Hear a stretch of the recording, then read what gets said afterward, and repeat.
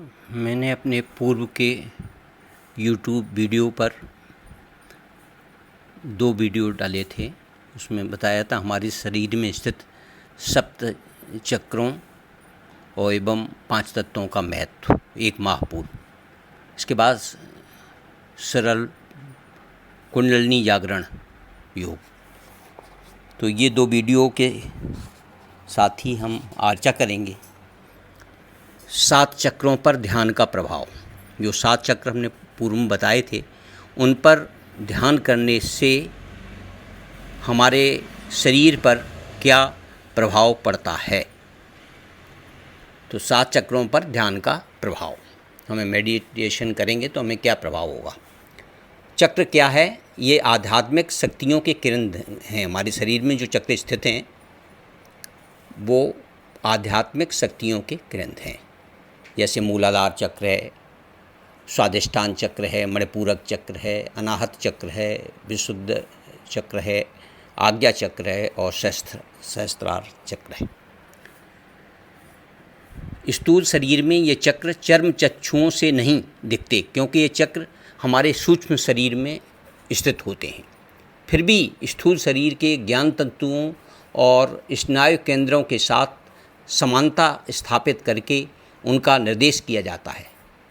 चक्र में पहला हम लेते हैं मूलाधार चक्र। यह चक्र गुदा के नज़दीक मेरुदंड के आखिरी बिंदु के पास होता है। प्रयत्नशील योग साधक जब किसी महापुरुष का सानिध्य प्राप्त करता है और उसका ध्यान मूलाधार चक्र में स्थिर होता है, तब उसे धीरे धीरे सभी सिद्धियों की प्राप्ति होती है। वह योगी देवताओं से पूजित होता है, अड़माद्य सिद्धियां पाकर तीनों लोकों में इच्छापूर्वक विचरण कर सकता है। वह मेधावी योगी माँ वाक्य सुनते ही आत्मा में स्थिर होकर सर्वदा क्रीड़ा करता है। तो मूलाधार चक्र का ध्यान करने वाला साधक दादुरी सिद्ध प्राप्त करता है और अत्यंत तेजस्वी बन जाता है। इसकी जठराग्नि जो है प्रदीप्त हो जाती है। स्वास्थ्य अच्छा रहता है। कार्यकुशलता, सर्वज्ञता और सरलता उसका स्वभाव बन जाता है। उसे भूत, भविष्य और वर्तमान तीनों का ज्ञान हो जाता है।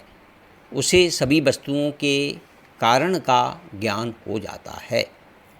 जो शास्त्र कभी सुने तक नहीं हैं, उनका रहस्य सहित व्याख्यान करने की शक्ति प्राप्त हो जाती है। ऐसे योगी के मुख में निरंतर सरस्वती देवी निवास करती है। जप मात्र से मंत्र आदि की सिद्धि होती है। उसके संकल्प में अनुपम सामर्थ्य आ जाती है। जिस क्षण योगी मूलाधार चक्र में स्थिर स्वयं भूलिंग का ध्यान करता है, उसी क्षण उसके पापों का समूह नष्ट हो जाता है। वह मन में जिन जिन वस्तुओं की अभिलाषा करता है, वे सभी वस्तुएं उसे प्राप्त होती हैं।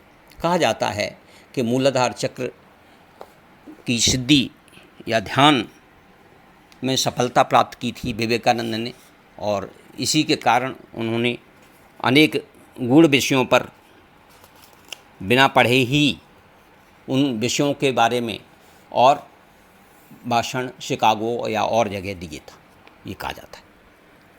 और तमाम हमारे सन्यासी लोग हैं अच्छे अच्छे, उनको भी मूलाधार चक्र की सिद्धि थी।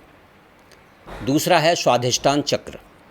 यह चक्र नाभि से नीचे के भाग में होता है। इसके ध्यान से साधक जो कभी देखे सुने नहीं हों ऐसे अनेक प्रकार के शास्त्रों के रहस्यवाणी द्वारा वर्णन कर सकता है।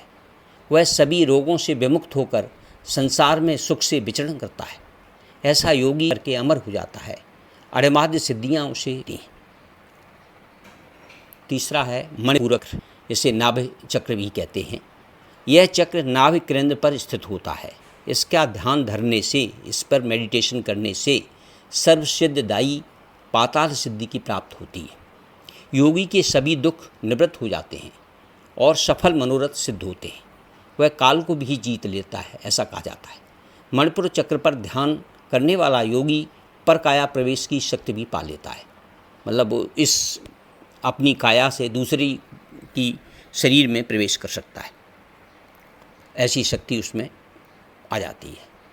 जैसे आदि शंकराचार्य के बारे में कहा जाता है कि वो पर काया कल्प प्रवेश उन्होंने किया था, तो उन्हें मणिपूरक चक्र सिद्ध था। ऐसा योगी सुवर्ण बन सकता है, वह देवों के दिव्य भंडारों एवं औषधियों के दर्शन कर सकता है।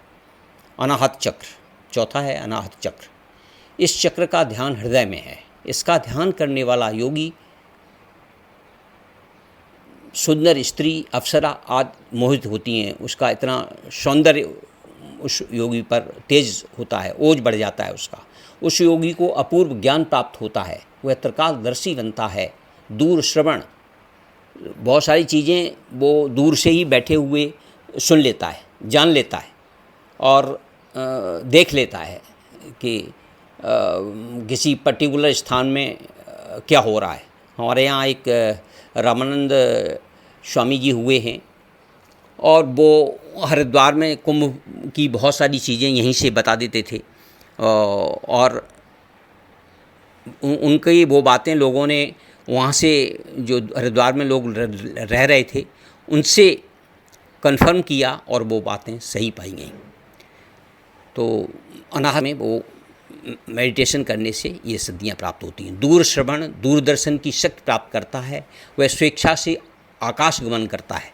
वो स्वामी जी आकाश गमन भी कर लेते थे, इधर से उधर चले जाते थे और कहते आप चलो मैं आ रहा हूँ। अनाहत चक्र का निरंतर ध्यान करने से उसे देवता एवं योगियों के दर्शन होते हैं। भूचरी सिद्ध प्राप्त होती है। इस चक्र के ध्यान की महिमा का कोई वर्णन नहीं कर सकता है। ब्रह्मा देवता भी इसे गुप्त रखते हैं। अनाहत चक्र। पाँचवां विशुद्धाख्य चक्र, विशुद्ध चक्र। यह केंद्र कंठकूप में होता है। जो योगी इस चक्र का ध्यान करता है उसे चारों वेद रहस्य सहित समुद्र के रत्न के समान प्रकाश देते हैं।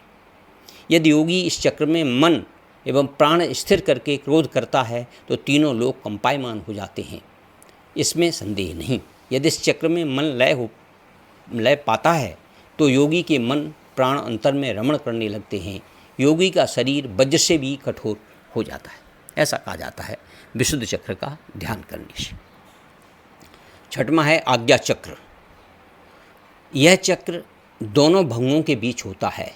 इस चक्र का ध्यान करने से पूर्व जन्म के सभी कर्मों का नाश हो जाता है। यक्ष, राक्षस, गंधर्व, अप्सरा, किन्नर आदि ध्यान युक्त योगी के वश में हो जाते हैं। आज्ञा चक्र में ध्यान करते जिह्वा ऊर्ध्वमुखी तालु की ओर रखनी चाहिए। जैसा कि हमने अपनी वीडियो में जो दिया है खेचरी मुद्रा के, आकाशचारिणी मुद्रा यानी खेचरी मुद्रा के बारे में वीडियो डाला है, उसमें बताया गया है कि जिह्वा को हम तालु के ऊपर की ओर रखें। उसमें फोटो भी एक डाला गया है। इससे सभी पातकों का विनाश होता है। ऊपर वर्णित पांचों चक्रों के ध्यान का समस्त फल इस चक्र के ध्यान से प्राप्त हो जाता है। इस चक्र का ध्यान करने वाला वासना के बंधन से मुक्त हो जाता है। वह राजयोग का अधिकारी बनता है। तभी कहा जाता है थर्ड आई जो है भगवान शंकर की खुलती है तो प्रलय तक हो सकती है, जिसमें आज्ञा चक्र में उतारते हैं लोग। आज्ञा चक्र पर त्राटक भी करते हैं, ध्यान करते हैं त्राटक से। और सातवां चक्र है सहस्त्रार चक्र। सिर के ऊपर भाग में जहाँ शिखा रखी जाती है वहाँ यह चक्र होता है। इस चक्र का ध्यान करने से योगी परम गति यानी मोक्ष को प्राप्त होता है। इसे ब्रह्मरंध्र भी कहते हैं, ब्रह्मरंध्र। इस प्रकार से ये 7 चक्रों के ऊपर ध्यान का प्रभाव करने से ये इस तरह की सिद्धियां जो है ऊपर बताई गई हैं वो प्राप्त होती हैं। धन्यवाद।